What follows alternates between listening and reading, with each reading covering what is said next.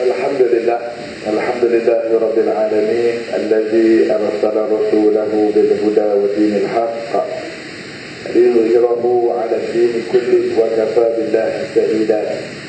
Asyhadu an la ilaha illallah, asyhadu anna Muhammadan 'abduhu wa rasuluh. Allahumma shalli 'ala sayyidina Muhammad wa 'ala alihi wa sahbihi wa man tabi'ahu wa nasarahu wa wala. رضينا بالله ربا وبالإسلام دينا وبمحمد نبيا ورسولا. أما بعد. Alhamdulillah, kita panjatkan rasa syukur kita kehadrat Allah Subhanahu wa taala yang tak terhingga. Jadi hidayah-hidayahnya kita dapat sama-sama menunaikan solat maghrib berjamaah, sama-sama berada dalam majlis ilmu ini, insya-Allah. Selawat dan salam pada junjungan besar Nabi Muhammad sallallahu alaihi wasallam. Tuan-tuan, puan-puan, muslimin, muslimat, mudah-mudahan kita semua diberkati dan rahmat Allah. Mudah-mudahan kita dikurniakan kesihatan dan afiat. Kita diluaskan, dimudahkan rezeki halal dan thayyibah. Diberikan kelapangan dada kita, dunia, akal, fikiran kita, kebahagiaan rumah tangga kita, keamanan dan sejahtera, aman damai bagi khariah ataupun negara kita dan kita diami sekarang. Dan kita doakan juga tuan-tuan sebenarnya malam-malam begini sahabat-sahabat kita di Palestin sejak daripada 1 Muharram dibedil sehingga ada kematian atau kecederaan yang tidak masuk akal. Tetapi dunia masih tidak memikirkan apa-apa selagi tak kenal kepada mereka. Kita sebagai umat Islam, marilah kita doakan mudah-mudahan Allah memberi sesuatu hikmah dari apa yang sedang berlaku. Dan insya-Allah tidak pernah ada sejarah lagi seorang Perdana Menteri negara lain sanggup hadir di tapak pengeboman itu selainkan Perdana Menteri Mesir. Yang kita doakan nanti Turki pun akan memberi bantuan. Dan insya-Allah dipahamkan Perdana Menteri kita pun ditelefon dari tapak syuhada itu sendiri. Apabila Perdana Menteri Mesir melawat tempat-tempat impor yang tak pandai-pandai, nanti telefon ke Malaysia dan kita harapkan simpati dan mungkin ada sesuatu yang memberi makna, yang mungkin membawa kepada kebenaran apa yang dijanjikan oleh Nabi sallallahu alaihi wasallam. Tidak akan berlaku kiamat selagi mana Israel tidak dibunuh, dihapuskan, dilenyapkan sehabis-habisnya. Kalau pemimpin negara cakap, dia jadi politik. Tapi kalau Ustaz cakap, dia akan jadi bahan agama. Itu hadis Nabi tentang kiamat. Kiamat tidak akan berlaku selagi mana Islam tidak menang di atas musuh-musuh, terutamanya Yahudi.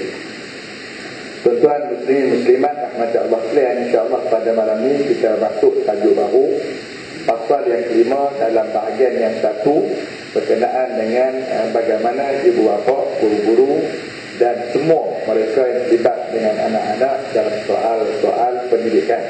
So, tanggungjawab yang kelima ini tanggungjawab pendidikan kerohanian. Nak mengisi sifat-sifat baik di segi kerohanian dalam jiwa anak-anak supaya anak-anak itu bangun dengan jiwa dia sebagai seorang hamba kepada Allah Subhanahu wa taala. Supaya anak-anak generasi muda Islam dibangunkan dengan jiwa dia rasa sahabat, bisa semangat ukhuwah Islamiah sesama yang berakidah ataupun sesama Islam. Dan dia akan dibangunkan dengan sifat kerohanian jelas, tegas, berkeras dengan fikrah dia, dengan akidahnya apabila dia berdepan dengan orang kafir. Itu benda-benda yang kita nak tanam rohani bersih, maka dia akan rasa tunduk pada Allah Subhanahu wa taala.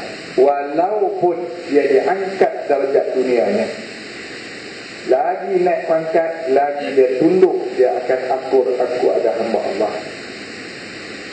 Wa in makkannahum fil ardi aqamus salah. Dan kira mereka diangkat di dikuatkan, dikukuhkan kedudukan mereka di muka bumi Allah ini, aqamus salat, mereka tetap akan salat, mendirikan salat, menyempurnakan peribadatan kepada Allah Subhanahu wa taala. Itu konsep pertama. Yang kedua, mana dalam segi kerohanian kita nak bina anak-anak ini supaya dia sesama Islam, sesama akidah, sesama agama, sama atas nama agama tu lebih pada yang lain-lain, dia akan ada ukhuwah, sifat persaudaraan, tolong menolong, kasih sayang, belas kasihan, dia ada empati, perasaan ukhuwah itu sesama orang Islam. Mungkin berlainan yang lain-lain bangsa, berlainan tapi akidah agama, akidah Islam yang sama. Warna kulit berlainan, bahasa cakap berlainan, jarak tempat duduk berlainan, tapi satu akidah, dia akan ada perasaan itu. Mungkin kita satu bangsa, tapi fikrah pula lain-lain, parti lain-lain, kerja lain-lain, status quo lain-lain, tinggi rendah kekayaan lain-lain, tapi satu akidah. Mana mungkin kalau tak ada perasaan ukhuwah ini. Orang yang kaya nak keluarkan zakat kepada orang miskin, atas dasar akidah, dia akan cuba mendekati orang miskin untuk menunaikan hak dia, tanggungjawab dia beragama, menunaikan zakat. Mana mungkin ada perasaan yang tak elok orang miskin pada orang kaya. Setiap kali dia terima zakat, dia terima bantuan, sedekah, dia akan mengamin dan mendoakan. Kita mesti begitu. Dan begitu tak yang ketiga, ibu bapa, waris ataupun guru, mesti didik segi kerohanian, dia mesti bertegas, bersifat keras dengan orang-orang yang berlainan akidah. Walaupun sebangsa, orang Arab sebangsa, agama lain-lain. Kita orang Melayu kadang-kadang sebut salah, kadang-kadang sebut betul. Melayu tapi agama lain-lain. Salah Ustaz, tapi ada Melayu, bangsa lain. Ni kira orang Kristian. Sikit je Ustaz. Kan kadang-kadang tak banyak. Ya. Tapi itu kita nak kena tegas. Kalau dah berlainan akidah, masalah murtad, masalah kafir, masalah dia keluar daripada pegangan syariat, kita nak kena betulkan. Kalau tuan-tuan sayang dia kerana Allah, kerana waris kita, dia beradik kita, betulkan balik. Mengapa mungkin berlaku kita orang Islam semayang, yang hampa kata hampa Islam tak semayang? Kalau sayang, betul. Tapi kalau tuan-tuan sayang adik-beradik nak makan kenduri, tapi tak mau tegur buat semayang, tahu? Kalau tegur, dia ditegang. Wallahualam. Jadi pada malam ini kita masuk pasal yang kelima, tanggungjawab pendidikan kerohanian ibu bapa, pendidik kepada anak-anak dalam soal-soal ini. Yang dimaksudkan pendidikan kerohanian, kata Ustaz Abdullah Nasir Uzan, mendidik si anak itu sejak dia berakal, mumayyiz. Mumayyiz ni maknanya masuk akal. Umur dia boleh kenal kanan kiri, dia boleh kenal baik buruk, dia boleh kenal mana makanan, mana yang tak boleh makan, tuak dalam mulut. Mana bila sampai satu, dia kena tanam sifat-sifat yang di dalam kerohanian. Sifat berani dia, selalu bercakap benar, berperasaan serba sempurna. Dia kena dibina kebaikan dia tu, bagi dia confident, bagi dia rasa dia boleh buat. Jangan ada lagi takut itu pasal untuk gempak hantu, tinggi kan takut hantu lah. Bukan tinggi sampai jadi mak budak tu takut hantu tu. Bukan takut hantu, takut lipat. Tak masuk nenak sehari, dia ada lipat. Ini bukan cerita kamus orang Islam. Jadi kalau betul-betul hantu pun tak apa, aku makhluk Allah, aku pun makhluk Allah. Saya bercakap dah. Tak minta jangan diuji betul. Tapi maksud nak bayang itu, dia faham Allah, kita faham Allah. Tak simpak juga. Tapi kalau betul-betul berdepan, itu prinsip yang kena ada. Jadi itu di antara, tidak pengecut, suka membuat orang lain seronok. Betul, yang kita nak tanam. Latih anak-anak supaya buat bagi orang lain seronok, bukan bagi sakit hati orang, bukan menyusahkan orang, bagi menyemak orang. Dapat menahan diri daripada marah. Nak latih kawan daripada marah. Melekatkan diri dengan sifat-sifat mulia secara mutlak, sama ada yang berkaitan dengan akhlaknya, kerohaniannya, pribadinya, budi pekertinya, tata pisilanya, tingkah laku perangai. Matlamat daripada pendidikan ini adalah untuk membentuk kepribadian umat Islam, dan menyempurnakannya sehingga dia mencapai usia taklif. Daripada umayyi umur 5 tahun, 4 tahun, 5 tahun sampai taklif, sampai balik, kita duk latih bagi dia confident, berdiri atas dasar dia anak orang Islam, anak yang beriman kepada Allah Subhanahu wa ta'ala. Dia sudah boleh menjalankan semua tugas dan kewajipannya bila sampai balik, sampai waktu yang Allah kata taklif atas dirinya melakukan semua tanggungjawab agama, dia boleh buat. Sampai waktu balik, dia boleh sembahyang, buat ibadat sendiri, tak kena nak mengaji-mengaji lah. Waktu mengaji tu waktu umayyi sampai balik. Bahkan ada yang kita nak tanamkan yang tak ada lagi lah ni, sampai waktu dia balik, dia pandai cari dah rezeki dia sendiri. Lah tak ada aduk nangar nak makan hak pokok. Sampai anak 3 aduk kau nak hak tok, pak berat tak ada. Nikah dah, anak bini dah lah, berat minta kat pak lagi. Ingat aku pergi berkit bukan, kau dah mampak lu tak 20 belikan. Awak pak aku nikah lu dah. Tak tahu. Tok Wan tu nak tu, Tok Wan tak ada main masjid ke tu. Tak lepas, bukan lepas dah, penuri semua, penuri dah ustaz dah, dia main cucu pula penuh rumah. Dia kena Tok Wan tu yang tak didaftar sekolah. Pak dia buat heran, ni umur berapa daftar dia jadi satu. Saya pun tak ada habis, tak tahu. Dia dah umur sekian-sekian beranak tahun berapa, tahun 2002 ke 2003 kita daftar dah sekolah dia. Pak dia buat heran. Saya pergi belah Kedah, ada lagi orang kita yang anak tak ada surat beranak pun dah. Tengok segi kerja, tukar motor 2-3 kali dah. Dia kerja pergi balik-balik, tak anak tak ada surat beranak. Misi pun misi kampung, tak apa, tak ada cucuk bila sihat satu. Masuk cuti 7 tak ada surat, tak boleh. Surat beranak tak ada. Bukan dia pelarian. Bukan kata anak Indon, anak Bangla, anak Melayu. Allah sampai tak intang habis nak bentuk anak macam mana. Patut-patutnya dah beres. Saya makan beres, syariat ilmu beres, semayang ibadat beres, dah balik. Yang tu tak ada lagi kat kita. Patut tuan-tuan kita kena projek walaupun dia tak kahwin lagi. Maksudnya bila balik umur berapa tahun? Perempuan 10 tahun. Tuan-tuan dah kena bagi tanggung jawab. Perempuan masak lepas sendiri ya. Kalau mak tak ada apa itu, ikut suka hang lah makan guna pun. Beras ada dalam supaya anak. Pakai tak? Kita ready pilih dah. Nak darah lah. Tak garanti tak apa, kami kerti dah. Bila hak lo tu lagi 3 minit lepas. Tak lepas. Jadi tuan-tuan nak kata begitulah. Kerohanian dia akan rasa subur dengan keseronokan beragama. Jika si anak itu sejak dilahirkan lagi menjadi amanah di bahu pendidik.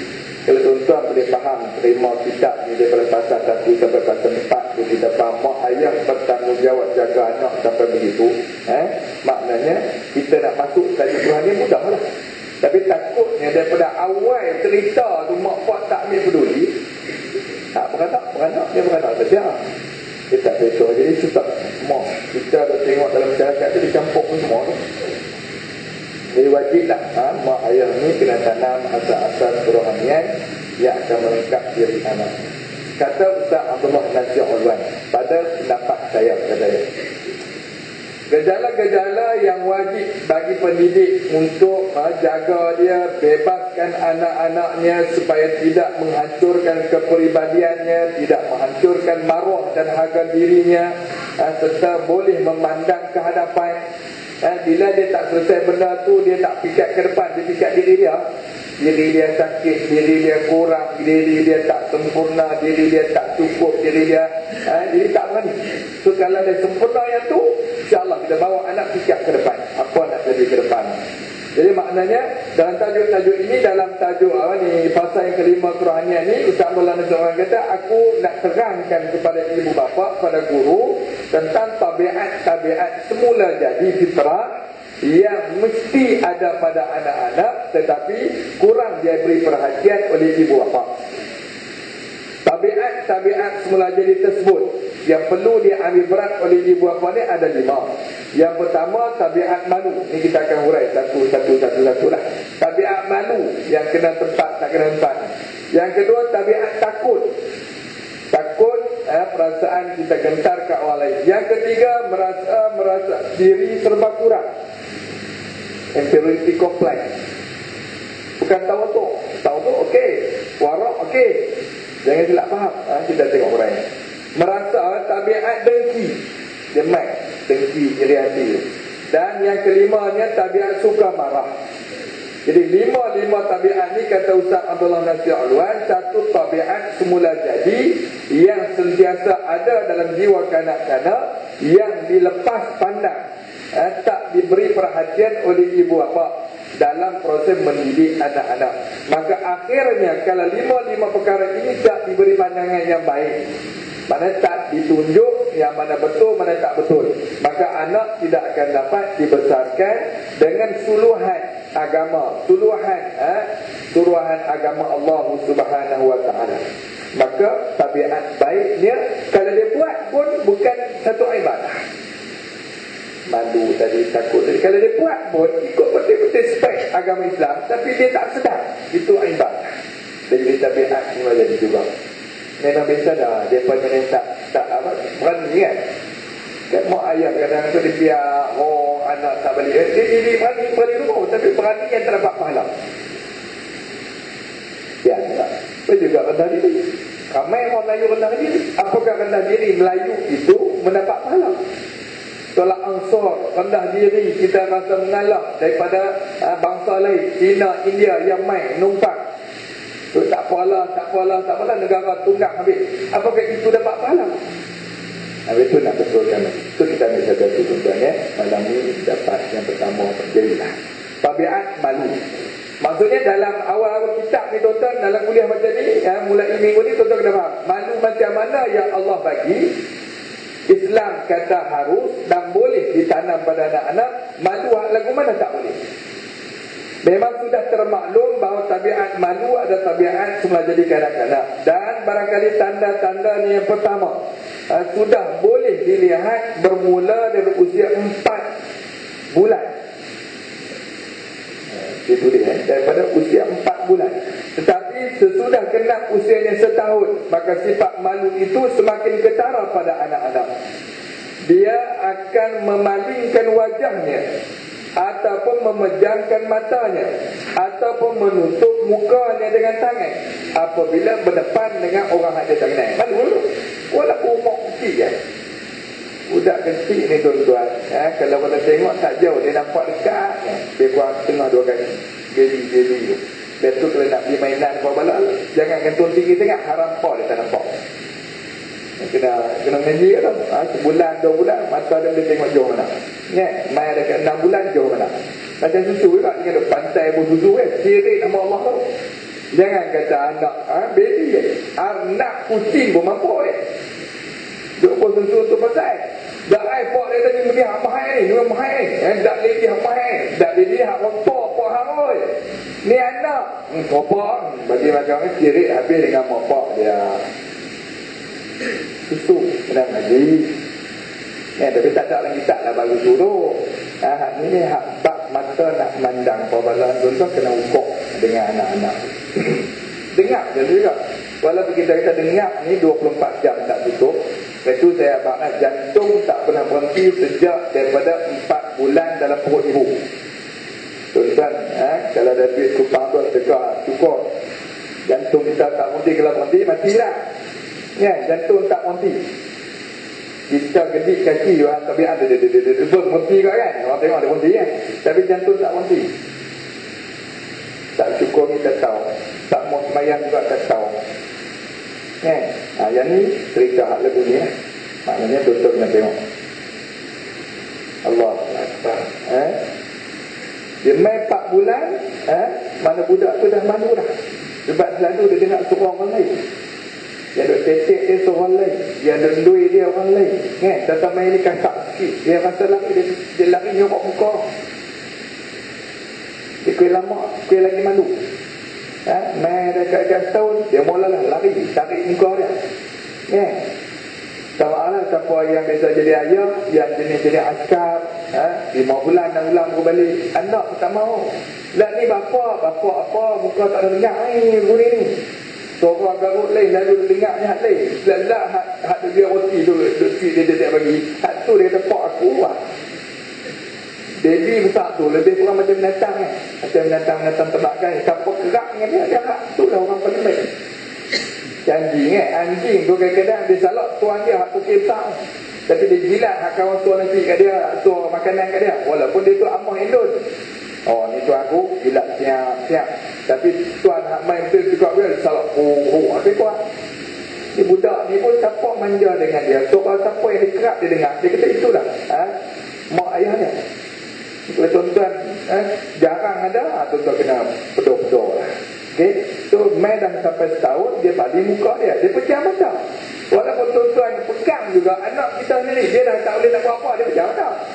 Tarik muka tak mau tengok juga. Itu maknanya fitrah malu dah ada. Tuan-tuan bayang kalau silap faham.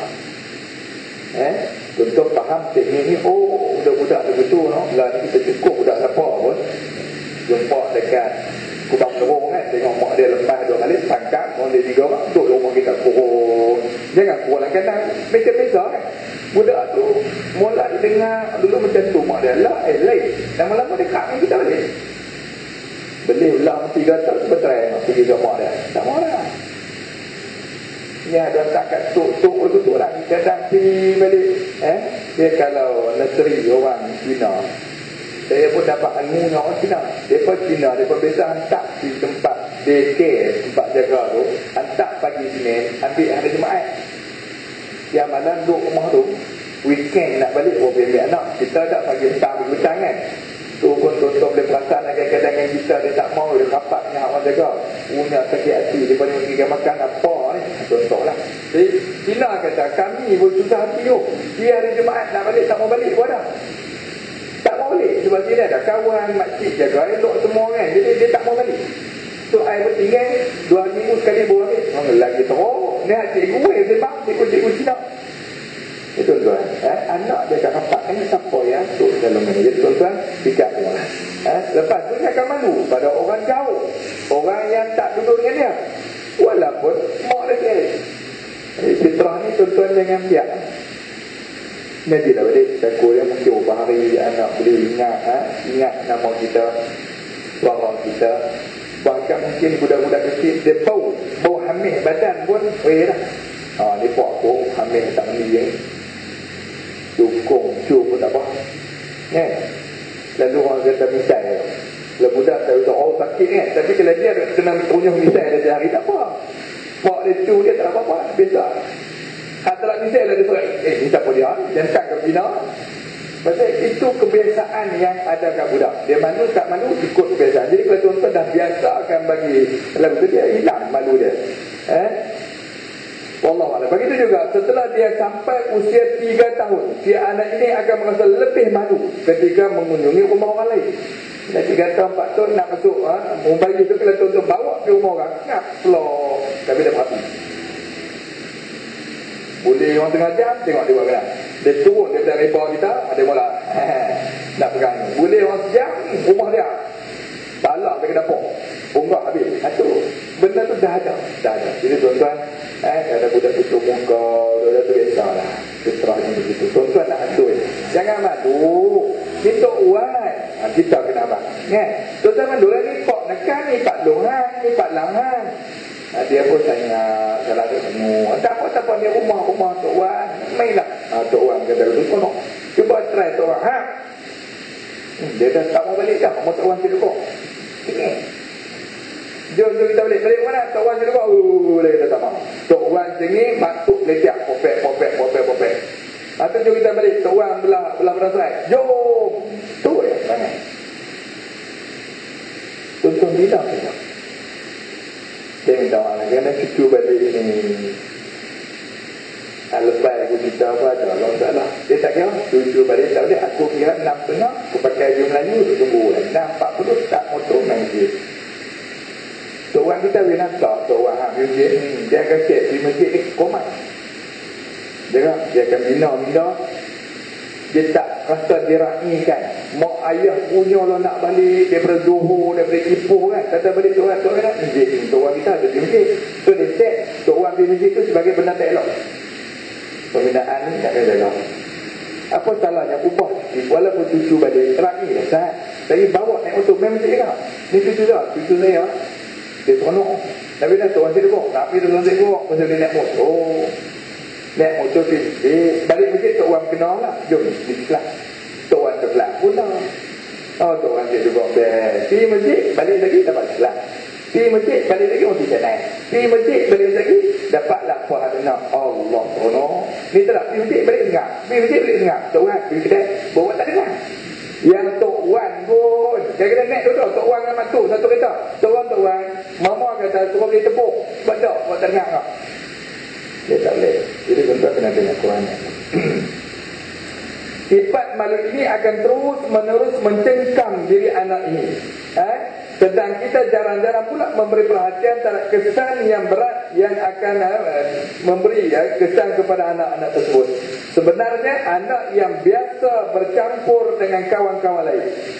Itu saya kata tadi, dengan kita campur kita, dia akan terikut menjawab hak baik atau apa-apa yang dia rasa dia boleh terima, dia ambil. Cuba bayangkan budak tu tak rapat dengan mak dia, tak rapat dengan orang lain, rapat dengan bibi pula tak ada asas agama. Itu saya tak salahkan apa-apa, boleh ambil orang amak ni, bahkan kalau boleh buat kolej pun tak apa. Kolej amak untuk lepasan PMR. Apa budak-budak sekolah tu PMR, lelaki perempuan tak apa sama lagi, sila masuk kolej. Vocational amah saja. Tapi wawan nampak tak mau ngaji ni kolej untuk latihan, untuk dapat kemahiran, untuk kerja sebagai amah. Itu amah yang kita bakal keluarkan 3 tahun ke depan, amah yang faham apa dia agama, apa dia taksir atau akhlak Islami, apa dia tanggungjawab dia dengan majikan, dengan Allah dan Rasul. Ambil amah seorang boleh bayar lagi, kita kata lah ni 300-400, amah boleh didik anak kita sembahyang, amah boleh ajak Quran, amah boleh Allah naik yang ini 500 tak apa, cukup 5 tahun kahwin dengan amah tu lah, bini nombor 2 lagi tak apa, bini sendiri tak ada ajak Quran, bini sendiri tak ada ajak sembahyang, hak amah ni boleh. Tuan-tuan takkan tak jatuh hati? Saya hak sebut pun terasa. Dan kalau bini ni dia Quran tak boleh, amah boleh. Bini sendiri nak sembahyang pun dia kena, mak tak sembahyang ni. Ya tak payah kerja, amah tak payah. Pak sembahyang subuh ya. Dia jadi alam kita pula. Kita pak solat subuh, bazan kali. Tak tahulah kerja ni. Wallahualam. Tapi kita tak tahu kau memang tuan-tuan rancang tu, amah mesti bodoh sikit, amah mesti bodoh sikit, amah mesti tak kerti sikit, bini lebih. Mungkin ada gitu. Saya rasa siap, amah tu dia special. Buat kelas, amah kelas A, mesti diploma, mesti ustazah. Kurang-kurang ya, tidak apa, beres dalam bab-bab fardhu.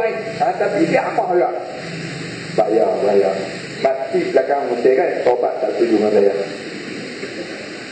Oleh yang demikian, ibu-ibu, terutama ibu-ibu muda, sila siapkan diri jadi isteri yang salihah, jaga bapak dia, jaga anak bapak dia.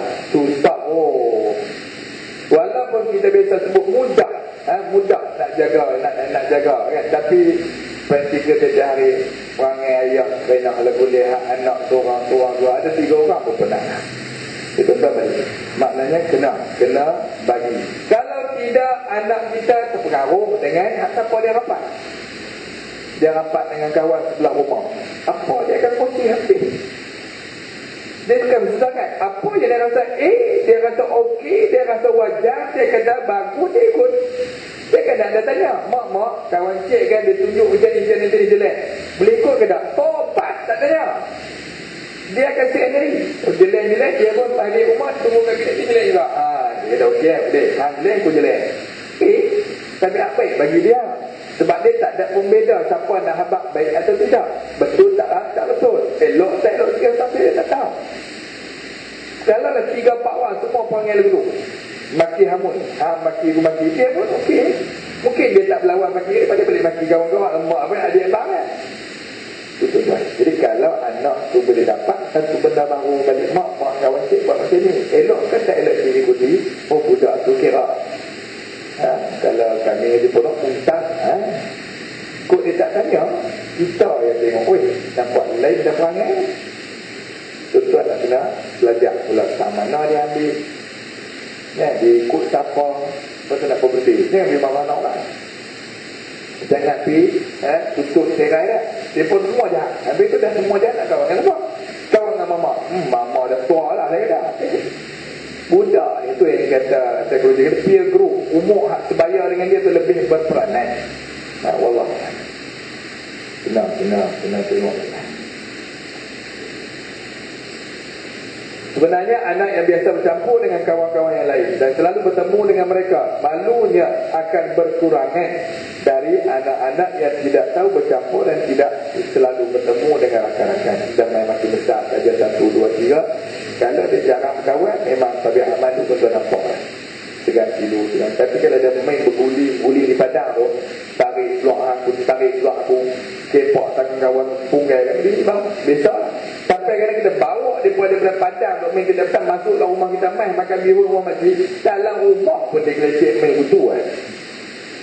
Siapa nak betul kan? Kita tak malu kan? Tak reti nak malu dengan orang tua dan sebagainya. Allah.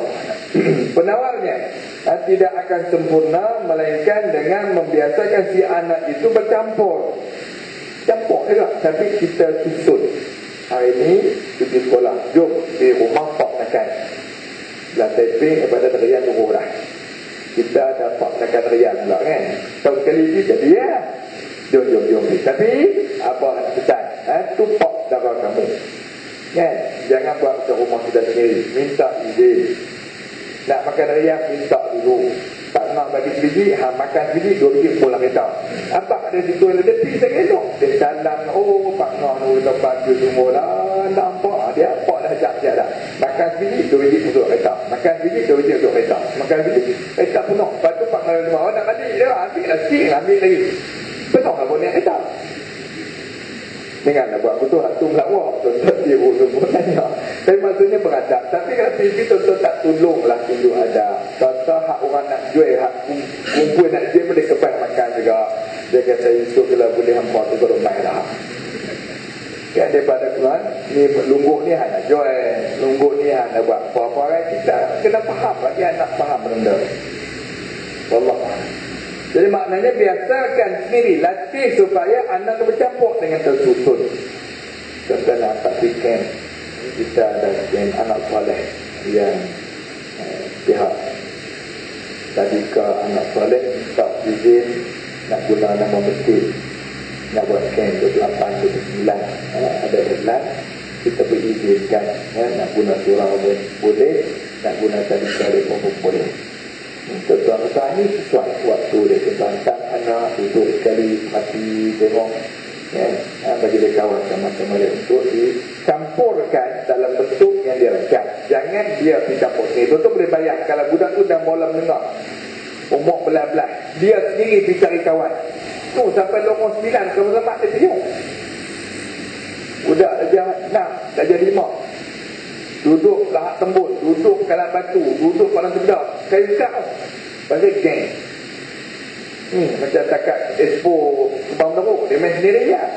Ayah pun tak tahu pasal dia dah cari apa yang layak dia campur, nak gue siapa, nak geng siapa. Lepas tu boleh bayangkan budak kecil dicari abang besar tak kerja, tak ngaji dah. Dia bang, dia naik motor, dia rapat naik motor pung pergi lepas balik pulau tak heran. Anak saya baru jadi 5 ikut siapa balik pulau. Kita itulah tuan-tuan tak tuan dia macam ni penat. Tak balik hidup tak tahu junior rempit ni nak dekat malam-malam ahad macam ni nak dekat pergi kenang tu ni pak teronok rumah. Kalau pak ngaji lagi tu pak ngaji anak campur mana tak tahu. Tapi kita harap tak nak buat anak-anak kita tak sempat. Sama ada jemput anak-anak itu ke rumah orang lain ataupun jemput orang lain main rumah kita boleh.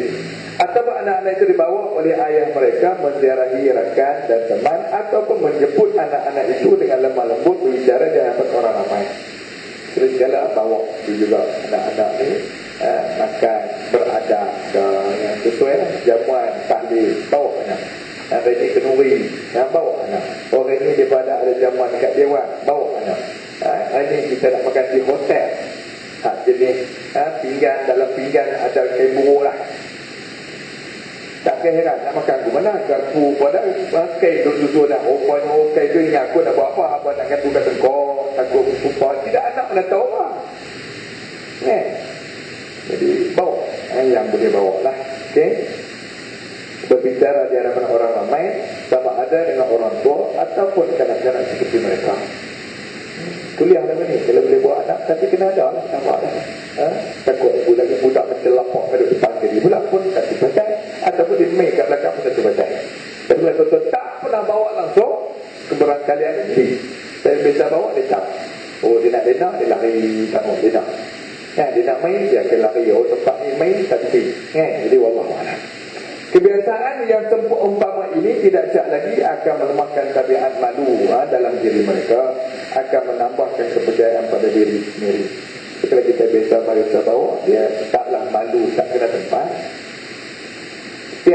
Ada kes anak-anak yang dibawa ke masjid kerana malu, kecil bawah saya kasih tu. Dah malu, dia nak kecil, ayah buat tak ingat. Dia tu sampai tengah betul awak tak okey. Tak kata apa ke? Angkat-angkat ni. Kecil tu saya kapek dah. Puak umur tengah dia bawa balik ya. Tok siap dah pergi mana butuh anti rupa. Satu bukan anak yang mana puak malu juga. Aku tak main dah lah. Aku tak main dah. Atau dia budak tengah main dah. Itu tuan cakap. Jadi betul nak nanti bagi dia kenal. Bagaimana dia tahu dah tanya tu dia nak pergi malu lah. Teman tak kali dua dia tak insya-Allah. Okey. Dan kita nak tambahkan keyakinan diri dia. Nak bagi dia percaya diri sendiri, tak harap semua benda. Allah Taala menolak mereka untuk sentiasa berani dengan kebenaran. Latih bagi mereka berani benar-benar patut berani. Tidak takut celaan sesiapa pun kalau dia berasa dan meyakini dia benar. Jadi kalau dia cakap betul-betul, dia tak takut apa-apa. Walau masalah. Berikutnya kata Ustaz Abdullah Nasir Ulwan, saya akan bawa beberapa contoh daripada Quran Hadis, daripada pandangan sahabat tu trend. Dan tuan-tuan tengok buku kita, dia akan bawa dia cakap bagi beberapa idea, kemudian dia akan bawa dalil. Imam Al-Bukhari dan lain-lain telah meriwayatkan daripada Abdullah bin Umar radhiyallahu anhu, dan ketika itu beliau masih belum balik. Abdullah bin Umar anak kepada Sayyidina Umar Al-Khattab. Dia ada 3 Abdul, Abdullah bin Umar, Abdullah Mas'ud, Abdullah bin Abbas. Ni ayah hebat, anak lagi hebat. Sayyidina Umar hebat kan? Tapi Abdullah bin Umar ni lebih tawaduk dia, waraknya, fakihnya, yang kuat lagi lah. Jadi ketika ini Abdullah masih belum balik, bahwasanya Rasulullah SAW pernah bersabda, sesungguhnya ada di antara pohon-pohon, Nabi baca satu tazkirah kitab tu, kata dalam banyak-banyak pokok ada sebuah pohon, sebatang pohon yang tidak gugur daunnya walaupun dia ditadak dengan gurun, gersang, panas, kemarau, hujan dan sebagainya. Dan itulah seumpama seorang Muslim. Yang mana orang Islam ni duduk dalam mana pun dia akan menjadi orang Islam juga. Jadi Nabi Muhammad pun katalah, cuba beritahu pokok apa yang aku maksudkan. Sahabat-sahabat masing-masing tengok hampir aku tak jawab. Menyangka dia pun pohon yang hidup di depan pendalaman kampung. Kata Abdullah, dia tak balik ni, tapi dia sebutlah hati dia, saya telah mengagakkan pokok yang dimaksudkan oleh Nabi SAW itu, walaupun dia kiasan cerita pokok dan umpama orang Islam ni mantap duk tahu nama, tapi pokok tu pokok apa Nabi kata? Abdullah kata sah lah, pokok kurma tu. Tapi sahabat tak jawab, seorang tak jawab. Dia berseru dengar, tak kata apa. Dia yakin dalam hati aku ialah pokok kurma, tetapi aku malu untuk mengucapnya. Lalu para sahabat berkata, beritahulah kami, apakah pokok itu ya Rasulullah? Jawab baginda, itulah pohon kurma. Masa tu orang Allah kata, ya Rasulullah, saya nak jawapan tu. Masa tu Nabi kata, kalau kau hebat, betul takut. Kita pun banyak orang tu kan, tapi orang Melayu salah, taubat tak jawab kan. Ustaz tanya nak kuliah ke apa, semua ada jawapan. Sehingga dia nak angkat tu Ustaz, pakai jak lah, bukan dia orang Melayu lah. Dia nak angkat ni pokok Mesir, Arab Mesir sungguh. Tanya orang kata, saya tak tahu. La ilaha illallah. Yang angkat tangan punya awal. Tanya kan, oh ya Syekh. Ana lari. Aku ajak tu Arab. Dia tolong angkat tangan, tolong orang sebut nama dia, tapi dia tak fikir jawab apa ni. Dia tak ada fikir ni, tapi dia angkat dulu. Jadi kalau mengikui tuan-tuan, lingkup dia kalau tekan batin dia. Ya, tak betul. Dia tak betul. Lalu kawan satu geng tu katok kepala. Ngarut bagi lemah geng kita. Jadi itu tabiat yang kita tak tolak. Tapi kata Allah, itu pengalaman aku. Sejak itulah bila Nabi bagi peluang. Kalau tahu siapa bagi tahu, dia rasa confident. Sebab dia kata yakin Nabi kata boleh jawab. Sedangkan dia budak-budak. Dalam riwayat yang lain kata Allah, saya mau mengatakan dia pokok kurma, tapi aku ingat aku ni anak paling kecil dalam majlis itu, maka saya tak inilah mengatakan demikian. Jadi bila tengok lagu tu, maknanya dia balik, dia ceritakan Umar berceritakan Rasulullah kata, silap bagi keluar. Kalau tahu itu bagi tahu. Jadi confidence Sayyidina Abdullah itulah daripada sejak pertama dia duduk dalam masyarakat majlis resmi, maka dia tanam diri dia sampai dia lebih alim. Katanya lebih alim daripada Sayyidina Umar. Umar lebih tegas, Umar lebih hebat segi ketanggasan, kepanglimaan dia, lebih hebat segi pentadbiran urusan dia, dari segi fakihnya, segi Qurannya, segi ilmu ni dia tapi hebat. Saya takut kan ni. Leki-leki Umar pun hebat lagi kita lah. Hebat saya. Jangan tu sebut leki. Awak teruk lagi dah. Awak Quran kan Sayyidina Umar ni dia kata aku lagi tak hafal sampai 2-3 hari tak keluar rumah. Dia boleh nak mana dia Umar? Umar duduk menafai tak boleh. Dia boleh hafal, boleh main kuliah balik. Nabi kata boleh tak? Saya hak kemarin, dapat kemarin tak boleh ni. Dia jadi hati diterita. Dan maksudnya saya nak beritahu ni, walaupun keadaan begitu, jangan tuan-tuan letak, Umar ni teruk lagu, aku kemah juga jangan aku tu lah, kita teruk. Hebat, tapi nak bayar Abdullah lebih hebat. Itu dia antara lain. Sejak itu, maka Abdullah bina diri dia. Walaupun ayah dia, dah ayah dia pergi kelas. Balik abang ke ayah, tak buat kelas, tak itu abang. Allah. Satu kita Muslim meriwayatkan daripada Sahih bin Sa'ad As-Sa'idi radhiyallahu anhu bahwasanya Rasulullah sallallahu alaihi wasallam telah dibawa kepadanya minuman, lalu baginda pun minum daripadanya. Sedang di kanannya adalah seorang anak muda dan di kirinya adalah orang-orang tua. Maka baginda berkata kepada si anak muda tadi, wahai budak, bolehkah engkau benarkan aku berikan mereka ni hak tua ni dulu belah kiri? Jawab budak muda tadi, tidak ya Rasulullah. Demi Allah, saya tidak mengizinkan hak saya, bahagian saya yang saya akan minum lepas daripada Rasulullah, bekas bibir Rasulullah pada orang lain. So Nabi bila dengar tu lagi, budak tu dia, aku bila dia dapat peluang ni, peluang nak minum lepas Rasulullah. Sahabat-sahabat kadang-kadang dia beli tu, tak mana Rasulullah tak mamah bibiat, dia akan cari tentu juga, dia pun tentu. Kita kalau minum Ustaz taubat, kalau dia Ustaz makan belah tu, aku makan belah ni Walau nama Ustaz yang Rasulullah kan, tapi nak bayangkan beza gitu. Jadi budak ni kata nak dapat peluang duduk tepi Rasulullah pun tak selalu. Reni bekas aku, bekas Rasulullah aku nak minum. Nabi pun ikhlas dengan ilmu kan. Sesuatu tu tak kena. Tak izin boleh tak nak lihat orang tua belakang. Tak boleh. Ini dia kan. Lepas ini dia tak tahu, saya nak lepas peluang dah lah, ni hak saya nak minum. Jadi tuan-tuan, kanak-kanak kalau dibina sifat malu dia dengan jalan tepat, maka dia akan bangun terelok. Kita kadang-kadang kita pening kepala juga. Kadang-kadang sampai ada orang sungguh, sudah baik kita bawa ke budak main masjid, susahkan orang. Susahkan ahli jemaah yang lain. Merosakkan pahala jemaah orang lain. Pasal dia tak beradab. Mari, mayat-mayat tu pun betul juga. Sampai tengah mayat-mayat, hang ni sunat kalau sunat belakang-belakang. Jadi dah tahu dah tak sunat, masuk teruk sampai orang nak mayat-mayat. Budak tu ketikan mayat-mayat. Saya pun tak tahu lah, saya pun tak tanya. Tapi adat kita bila budak ni hapak dia, pun tak boleh main ya. Dia bawa, pagi dia bawa, dia bawa tak kena majlis. Sampai pagi dia yang tak beranak, yang tak sunat ke belakang. Dia masuk sampai rapat satu, mungkin dia nak tengok mayat tu sama kan Allah. Ada. Ini kita kata Qurannya kena guna. Tuan-tuan ramai boleh. Saya kata kalau di mana pun, kalau budak ada dalam masjid kita ni lebih dari 20 orang, kita kena rancang sesuatu. Tak boleh marah mereka semata. Mereka pun ada hak. Jadi kalau bulan puasa terutama lebih 20 orang, maka kita kena fikir sesuatu bagi satu taman. Ini tak apalah, tak masjid lebih tinggi itu masjid itu saya kena plan duduk satu tempat, kita bagi ruang tak apa mokok dan lain-lain dia tapi perancangan itu kena macam mana. Imam Bukhari meriwayatkan daripada Ibn Abbas pada dia ketika itu belum balik. Ibn Abbas Abdullah bin Abbas belum balik juga.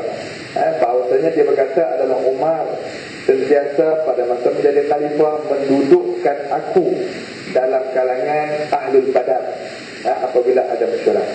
Abdullah bin Ibn Abbas ini Abdullah bin Umar dia tak lanjut tu main ke anak dia tak suruh buat, tapi dia masa Umar Al-Khattab jadi khalifah, dia merancang. Dia nampak Abdullah bin Abbas ni muda tapi ada potensi, dibawa main ajak hang duduk sini, duduk dalam majlis mesyuarat ahlul badar. Ahlul badar tuan-tuan kita difahamkan Nabi SAW pernah ada perakuan maknanya siapa yang pernah menghadirkan diri dalam perang badar 313 orang ini seolah semua syurga. Sampai ada selawat di ahlul badar 313 orang ahli badar yang pernah berperang dan juga yang gugur syahidkan yang hidupkan 313 ini tidak ada munafik dalam hidup mereka. Betul, bila tak ada munafik orang besar mereka ni syurga. So selagi baki hak besar perang badar tu ada dalam majlis mesyuarat, mereka duduk sekali. Kira VIP lah, VIP. Nabi projek apa Sayyidina Umar ni projek Abdullah bin Abbas hang mai duduk sekali dengan ahli badar. Pembinaan tafsir akhlak budak-budak yang berpotensi. Saya pun bila tengok kajian itu, maknanya tak ke semua budak, tak, hanya orang-orang tertentu. Maknanya kita pun Cik Dukung pernah tak boleh ditentukan anak siapa yang nak dikedepankan, anak siapa yang kita nak rancang untuk jadi orang ini 10 tahun ke depan. Boleh ke tak boleh? Sekolah boleh buat ke tak? Saya di sekolah pondok tu kita baru habis baca kitab dan kita istiqrar bukan dia semua hakmat. Dia tetap 180 orang budak yang baca kitab 6 hari 5 malam, kitab-kitab Haji Ahmad Tongsin 50 kitab. Tapi kita amat berkeyakinan daripada 180 yang ada ni mesti ada pelajar-pelajar ini yang akan terus pegang kitab yang kita berikan. Kitab tu sendiri balik compare, saya sebut sendiri, balik bandingkan apakah kitab ini pernah dibaca oleh bapak-bapak kamu, mak-mak kamu, tok wan seorang kamu di masjid. Kalau ada, inilah peranan. Jadi kita tak harap semua, tapi ada tak nampak talent muka-muka yang sayang tubuh dengan kitab pak dia baca kitab di masjid, kata aku dapat khas. Allah Akbar. Saya sebut, tapi ada juga tiada banyak dia dempak dengan beg-beg tu kitab ke mana apa ke mana dia duduk dia juga. Jadi saya pergi kan ustaz sebut sijil dia boleh lempak pun dah tu kata budak. Tapi awak balik sungguh Allah Akbar, oh no, dapat sijil dia pula pengijazahan daripada Tuan Guru Haji Ali Ahmad, Tuan Guru Haji Ali. Dengan ini saya menyerahkan apa-apa maklumat yang kau baca ini untuk diamal dan disebarkan. Mana bertahan dulu Pak Nawi dapat dah boleh baca pada anak-anak tinggal 16 tahun. Sebab kita yakin satu dah balik 16 tahun ni dah ada talent untuk jadi pemimpin dan kita tak anggap ada papit. Tapi mungkin ada di kalangan mereka itu yang akan menanam. Dan saya terseduh kan sebab budak bukan agama yang semangat. Saya keluarlah sekolah tengah masa 3,000. Tapi insyaAllah Ustaz, saya akan terus baca kitab ni sampai saya faham. Sebab masa baca 6 hari 5 malam baru dapat 4 line. Beza lah kitab. Kan sebari itu pun kami baca lepas subuh sekali, ke 8 setengah sekali, ke 10 sekali, ke 2 sekali. Lepas asap pergi perbincangan lebih, lepas maghrib satu kitab, lepas isya satu kitab. Macam ni ya, tuan-tuan dengan kuliah semua degil, dia pun lena sebagian buat dah. Budak. Tapi saya seronok hal semangat tu. Tak semangat sampai CJ saya simpan, yang CJ dapat kita simpan. Nak telefon cikgu dia. Sampai CJ tu pun tinggal. Ini macam tak mau ngaji, tak lihat apa lah. Wallah. Jadi Sayyidina Umar, dia merancang pelajar tertentu yang duduk dengan orang paling tinggi makamnya dalam mesyuarat. Kita boleh buat. Wallah, saya rasa itulah di antara. Sehinggalah Abdullah bin Abbas ini, apabila ada kelainan dia dengan orang lain, tentang tafsiran idza jaa nasrullah wal fath wa ra'aitan nas yadkhuluna fi dinillahi afwaja. Apabila sudah sampai saat kehebatan, kemenangan, kejayaan yang hebat pembukaan kota Mekah, kamu pasti melihat orang-orang akan masuk Islam berbondong-bondong. Sahabat dia semua tafsir dah bondong-bondong. Oh, Islam telah diiktiraf. Allah telah mengiktiraf kerja kita. Allah telah beri kejayaan pembukaan kota Mekah. Allah bin Abbas dia kata, aku nampak lagi. Wallahi dia kata, aku nampak. Habis ayat ni, bercerita dengan Rasulullah dah tak lama dah. Rasulullah dah hampir saat wafatnya.